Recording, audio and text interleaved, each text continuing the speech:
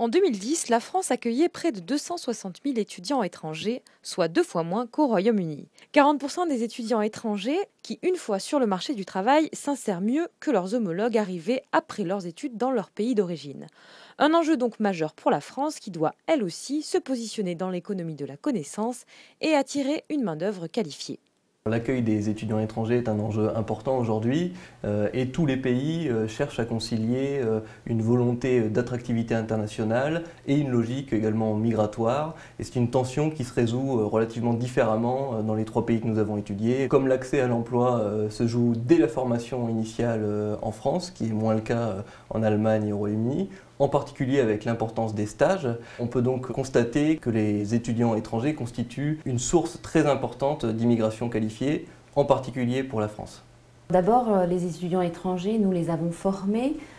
Ils viennent de pays extrêmement divers et cette diversification s'accentue.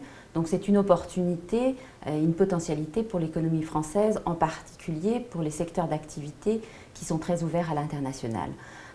Par ailleurs, les étudiants étrangers s'insèrent mieux sur le marché du travail que les immigrés arrivés après leurs études, parce qu'en France, le diplôme initial, les stages, c'est très important dans l'insertion professionnelle des étudiants, quels qu'ils soient. Pour favoriser l'insertion des étudiants étrangers, le rapport rendu par le Commissariat général à la stratégie et à la prospective formule 6 propositions.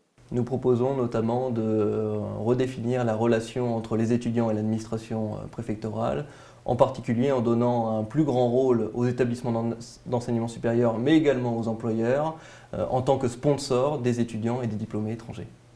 D'une part, faciliter l'obtention de l'autorisation provisoire de séjour qui permet aux étudiants titulaires de leur diplôme de rester 1 année en France pour chercher du travail.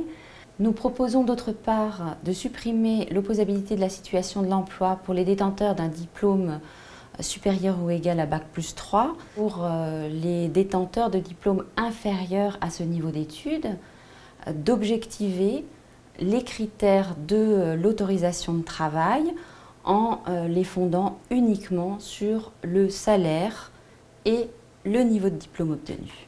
Enfin, nous proposons également de soutenir les établissements d'enseignement supérieur français dans le développement des formations supérieures à l'étranger, en particulier sous la forme de MOOCs, c'est-à-dire de cours en ligne ouverts et massifs, et notamment pour les pays les moins avancés en vue de renforcer leurs capacités scientifiques et techniques.